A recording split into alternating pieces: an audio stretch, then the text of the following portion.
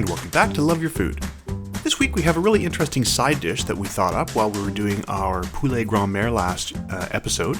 And this is sort of just a little bready side dish that we like to call Crostini Monsieur. It's based on a Croque Monsieur sandwich. It's sort of a savory, eggy toast that's covered in cheese under the broiler. And we're going to start with our ingredients. So we have some leftover bread. This is 2-day-old. Some milk. A shallot. Some nutmeg and some eggs, some thyme, some cheese to grate, that's hopefully a dry and hard cheese, and a little bit of Tabasco sauce.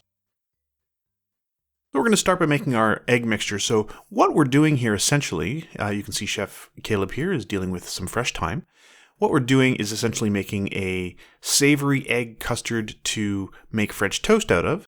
And then we're just going to roast it or broil it very briefly with some cheese on it to make it this nice sort of cheesy, eggy, toasty sort of side dish to go with something like the stew we made last week to make that poulet grand mère.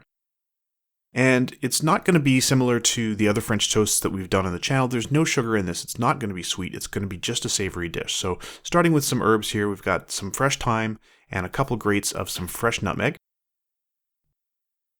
And then we're going to grate our shallot. So we want the flavor of that shallot to really sort of infuse the entire mixture. So what we're going to do is grate it so that it's not going to be in pieces. It's just going to be basically a paste that we can mix in, and it's going to just flavor the whole egg mixture. So make sure you get everything off of your grater.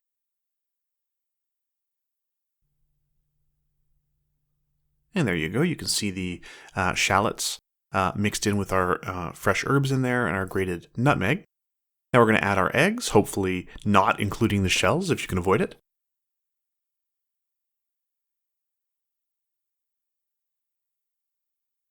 And then we just want to combine this until everything is well mixed. A little bit of salt, a little bit of fresh cracked black pepper as well.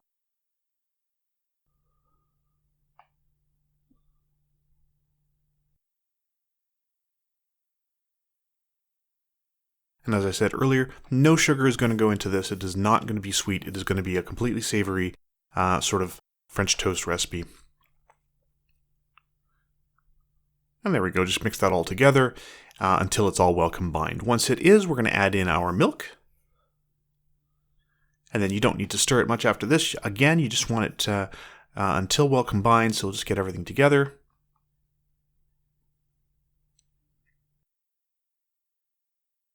And that doesn't take very long. It's already ready.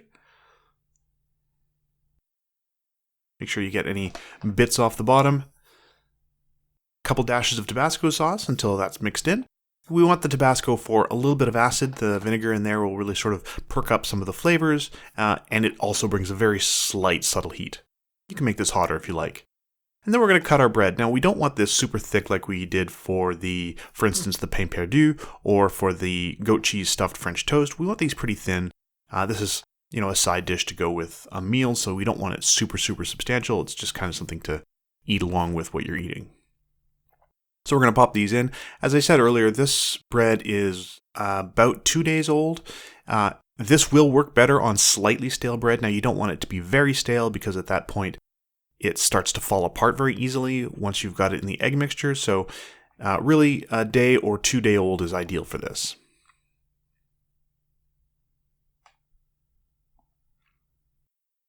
And once it's all well soaked in, we are going to pop that right into our frying pan. So we've got a nice hot frying pan with butter. And we're just going to fry it on the first side until we get a little bit of color on there. Now, we had to do this in batches. We didn't have enough room in either the egg mixture pan or the frying pan to do all of our bread at once. So that's fine. This is going to sit for a little while before we put the cheese on it and then put it under the broiler. So there you go. You can see it's getting some nice color on one side.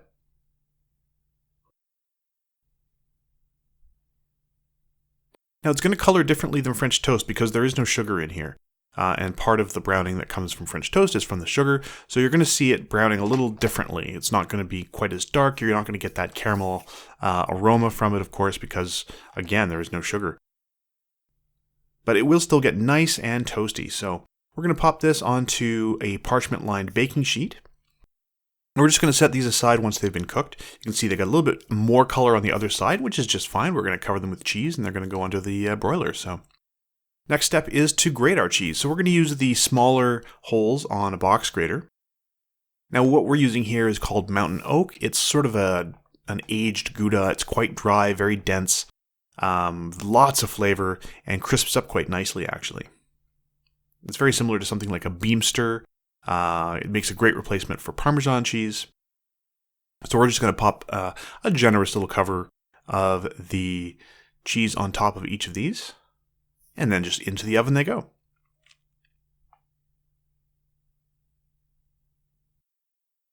We're going to check them after a little while. If you see that the cheese is not quite melted or hasn't gotten crispy or isn't where you want it, then just put it back into the broiler for a moment. You do want to keep an eye on it because the broiler can go very, very quickly, but you don't, just let it go until you feel like it's where you want it. So you can see here, all that cheese is nice and melted. Everything's looking great on there. As it cools a little bit, that's going to crisp up a little bit. And then, as I said, we use this with our poulet grand mère, the white wine braised chicken that we made last week. And it was really fantastic. It was absolutely delicious with that. And that's it. So, quite a simple little recipe, honestly. It's very quick. You can do it while you're doing other cooking because it sort of goes in a parallel tasks. And we hope you'll give it a try. So, if you like this recipe, please do like and subscribe. And if you have any recipes you'd like to see Chef Caleb try on the channel, please let us know in the comments below. And remember to love your food.